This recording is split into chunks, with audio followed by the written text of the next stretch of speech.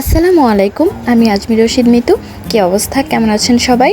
ঈদের অনেক অনেক শুভেচ্ছা ও ভালোবাসা জানাচ্ছি আপনাদের সবাইকে। এবার কুরবানি ঈদ আমাদের জন্য একটু ভিন্নভাবেই এসেছে। আমরা একটি খাসি কুরবানি দিতে সক্ষম হয়েছি আলহামদুলিল্লাহ। তবে ঈদের 4 দিন আগে আমাদের সোনামণি, আমাদের কলিজার টুকরো তৃণবেবী সুন্নাতে খাতনা দেওয়া হয়েছে। তাই ওর আরামের জন্য এবার কোথাও ঘুরতে যাওয়া হয়নি, তবে ঘরেই ছিলাম পরিবার সবাই মিলে।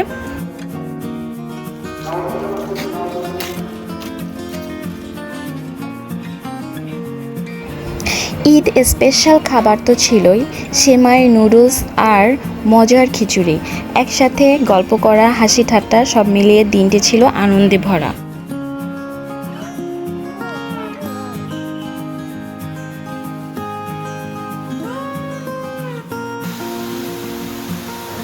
ঈদের দিন সকালে ছিল একটু গরম, তবে দুপুরের দিকে ছিল ঝুম বৃষ্টি।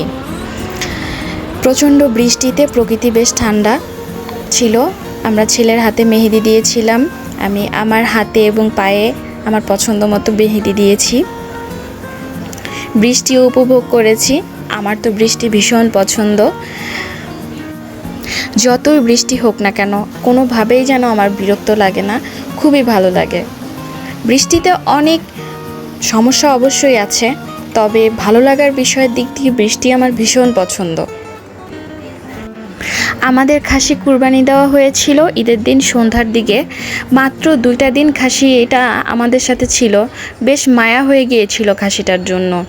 এটাই তো আসলে কুরবানির আসল বিষয়, মায়া এবং ত্যাগ। তবে আনন্দের বিষয় হলো কুরবানির মাংস আমরা সুন্দরভাবে খুব কাছের এবং পরিচিত মানুষদের মাঝে বন্টন করতে পেরেছি। এটাতে তৃপ্তি লেগেছে, আমাদের আনন্দ হয়েছে।